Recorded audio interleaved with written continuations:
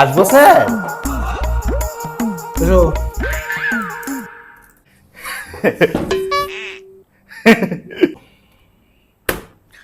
সিভিটা দাও। সিবি? ওটা তো আমি আনিনি। কি, তুমি সিভি না নিয়ে ইন্টারভিউ দিতে চলে এসছো? আরে আমি যেখানে সিবি জেরক্স করাতে গিয়েছিলাম সেখানে আমার কাছ থেকে খুচরো পয়সা চেয়েছে।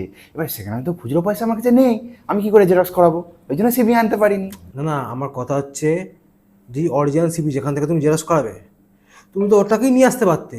জেরক্স করানোর কি দরকার?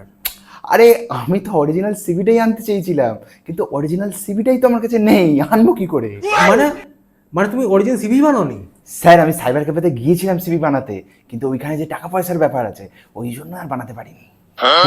টাকা নেই মানে? টাকা যখন নেই তাহলে তুমি এখানে এলে কি করে? এখানে আসতে কোনো খরচা হয়নি? হ্যাঁ খরচা হয়েছে তো স্যার। তো সেই টাকাটা তুমি করতে পারবে। না না, এখানে আমার কোনো খরচা হয়নি, এখানে অন্য কারুর খরচা হয়েছে। মানে মানে এটা কিরকম ব্যাপার? তুমি এসছো এখানে, অন্যজনের খরচা হয়েছে, এটা কি হলো? আমার একজন পাওনাদার আছে, ও খরচা না করলে আমি আসতে পারতাম না।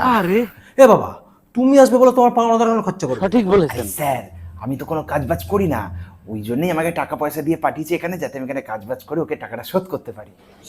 এ বাবা, কি অবস্থা! পাওনাদার থেকে টাকা নিয়ে তুমি এখানে ইন্টারভিউ দিতে এসছো।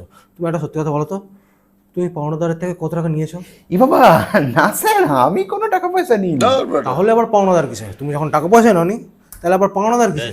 আসলে স্যার থেকে থেকে আমাকে একবার শাড়ি কিনে দিতে বলে, একবার গয়না কিনে দিতে বলে, একবার ঘুরতে যেতে বলে। এগুলো তো আমি কিছুই করতে পারি না, আমার কাছে তো টাকা পয়সা কিছুই নেই, এইগুলো তো পাওনা থেকে যাচ্ছে।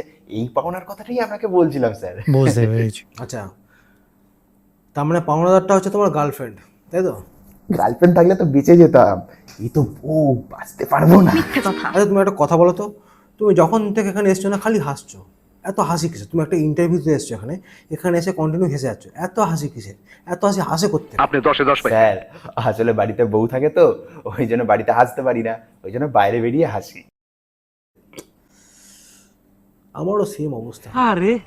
তাহলে বুঝতে পারছেন আপনারও যা অবস্থা আমার তাই অবস্থা, তাহলে বুঝতে পারছেন আমার কতটা চাকরিটা দরকার। সে বুঝতে পেরেছি, কিন্তু কি বলতো, এখন না তোমার মতো কোনো ভ্যাকেন্সি নেই এখানে। স্যার কালকে আমি আপনাকে দেখেছি। আমার কোথায় দেখলে তুমি? স্যার আপনি কি কালকে কোনো মেয়েকে নিয়ে ঘুরতে গিয়েছিলেন মলে? সে তো আমার পার্সোনাল সেক্রেটারি। এই না না, ভুলভাল কথা বলছো কেন? তুমি কাকে দেখতে না কাকে দেখেছো, কি ভুলভাল কথা বলছো তুমি? না মানে আসলে আমি আর আমার বউ কালকে গিয়েছিলাম মলে ঘুরতে, গিয়ে দেখি আপনারা একেবারে দুজনে হাতে হাত দিয়ে বলেন কি স্বয়ং রাধা কৃষ্ণ লাগছিল একদম, যার জন্য আমার বউ একটা ফটো তুলে নিয়েছে। হ্যাঁ, তো আসার সময় আমাকে বলছিল যদি চাকরিটা না হয় বা কোনো রকম প্রবলেম হয় তাহলে আবারও আমাকে খরচা দেবে আপনার বাড়ি যাওয়ার জন্য, ম্যাডামের সাথে দেখা করার জন্য আর ফটোটা দেখানোর জন্য, যাতে আমার চাকরিটা হয়ে যায়। এই না না না, না, কোথাও যেতে হবে না, তুমি সিলেক্টেড, তোমার চাকরি হয়ে গেছে। তুমি বাড়ি যাও, কালকে থেকে এখানে জয়েন করো, ঠিক আছে? তোমার বউকে খুশি খবরটা দিয়ে দাও, আর কোনো চিন্তা করতে হবে না। Okay sir, thank you sir, thank you. মিষ্টি খাইয়ে কিন্তু কালকে, হ্যাঁ? হ্যাঁ স্যার অবশ্যই নিয়ে আসবো।